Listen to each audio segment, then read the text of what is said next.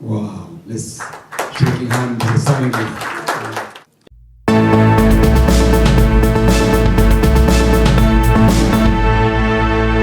ኢትዮጵያ እንድትበታተን ከሚፈልጉ ኃይሎች ጋር የሚደረግ ግንኙነት አጥፊነት እንጂ የህዝብ ጥያቄም እንዳልሆነና በዚያ መንገድም የህዝብ ጥያቄ መመለስ እንደማይችል ተረድተው በሌላ መንገድ ያሉ በተለያዩ የኢትዮጵያ አካባቢ ያሉ ትጥቅ አንስተው የሚንቀሳቀሱ ወገኖች ይህንን ፈለግ በመከተል ወደ ውይይት መጥተው በጠረጴዛ ዙሪያ ችግሮቻቸውን ተነጋግረው እንዲፈቱ ጥሪ እያቀረብኩ ለተደረገው ስምምነትና ንግግር እና ይህንን ፋሲሊቴት ላደረጋችሁ በሙሉ የከበረ ሰላምታዬን አቀርባለሁ።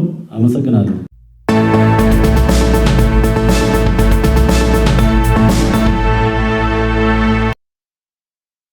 በሰላማዊና ዲሞክራሲያዊና ህጋዊ በሆነ መንገድ ተወያይተን በዘላቂነት ችግሮቻችንን ለመፍታት ያደረግነው ጥረት በእጅጉ የሚያስመካ ነው።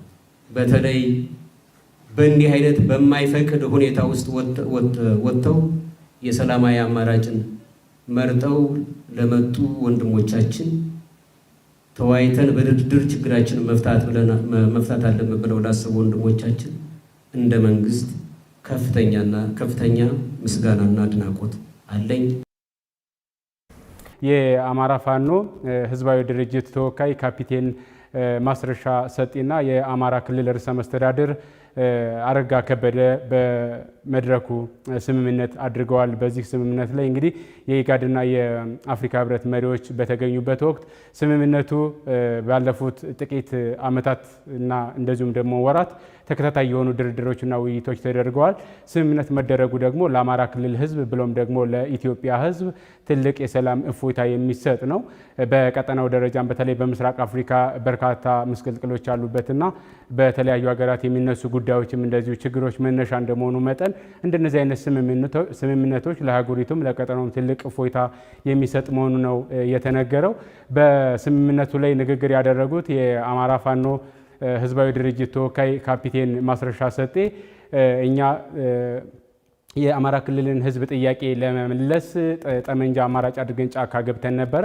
ነገር ግን ባለፉት 2 ዓመታት በክልሉ ህዝብ ላይ ከፍተኛ የሆነ የኢኮኖሚ ውድቀት እንደዚሁም ደግሞ ማህበራዊ ምስቅልቅል አምጥቷል። ይህንን ወደ ነበረበት ለመመለስ ደግሞ ጠመንጃ አማራጭ ባለመሆኑ ጦርነቶች ተጀምረው በጦርነት የተጠናቀቀ የትኛውም ዓለም ላይ የሌለ በመሆኑ የሰላም ስምምነትን አማራጭ አድርገን ዛሬ ለክልሉ ህዝብም ሆነ ለኢትዮጵያ የምንሻውን ሰላም በሰላማዊ መንገድ ለማድረግ ጥረት አድርገናል ብለዋል። ይህንን ደግሞ ተፈጻሚ ለማድረግ የአጭር የረጅም ጊዜና እንደዚሁም ደግሞ የመካከለኛ እቅዶች ከክልሉ መንግስት ጋር ውል መግባታቸውን ነው ካፒቴን ማስረሻ ሰጤ የተናገሩት። ካፒቴን ማስረሻ ሰጤ አሁንም ቢሆን በሌሎች የክልሉ አካባቢዎች ጠመንጃን አማራጭ አድርገው ጫካ ያሉና የክልሉ ህዝብ ላይ ከፍተኛ ጦርነት እየሰበቁ ያሉ አካላትም ወደ ሰላም እንዲመጡ ጥሪ አቅርበዋል።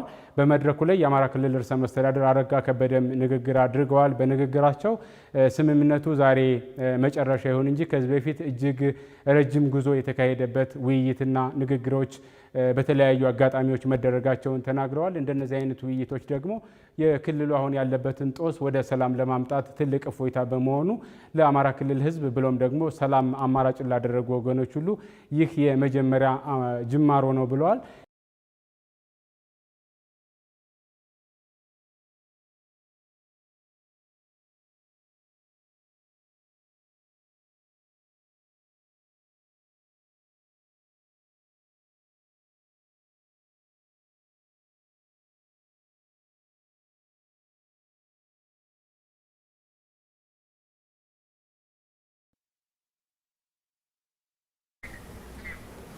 የአፍሪካ ህብረት ኮሚሽን ሊቀመንበር አምባሳደር ሰልማ ማሊክ አዳዲ በበኩላቸው ስምምነቱ የሀገሪቱን ቀጣይ መዳረሻ የሚያቃና ነው ብለዋል። ባልደረባችን ወንድሙ አዱኛ እንደዘገበው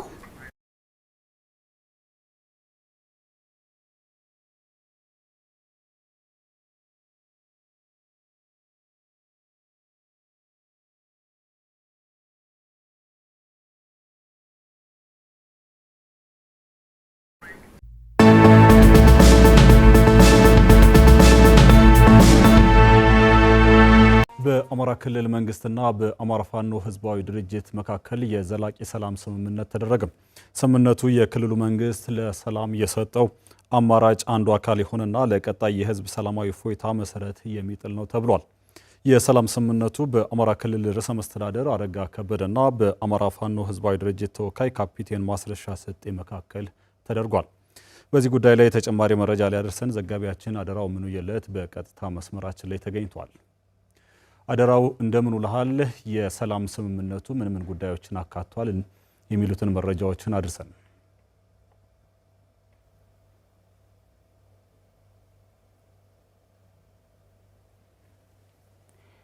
አመሰግናለሁ ሀብታሙ። የአማራ ክልል በተከፈተው ባለፉት 2 ዓመታት በተከፈተው ጦርነት በርካታ ማህበራዊና ኢኮኖሚያዊ ምስቅልቅል አምጥቷል። ይህንን ደግሞ በሰላማዊ መንገድ ለመፍታት የክልሉ መንግስት የተለያዩ አማራጮችን ሲወስድ ነበረ።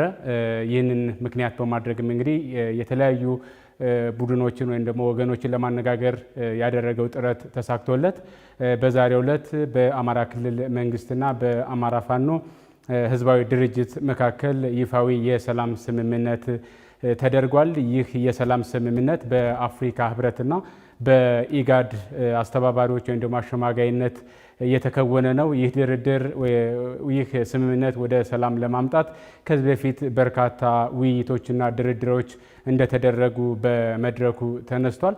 በተለይም ደግሞ በአማራ ክልል የተከሰተው ጦርነት የሰላም አማራጭን ምክንያት በማድረግ ሲደረጉ የነበሩ ጉዳዮችን ማለት ነው መንግስት ሰፊ ትኩረት ሰጥቶት ነበረ። በሌሎች በኩል ደግሞ የክልሉን ሰላም ለማስፈን ጠመንጃ አማራጭ አድርገው ወደ ጫካ የገቡ ቡድኖች ነበሩ።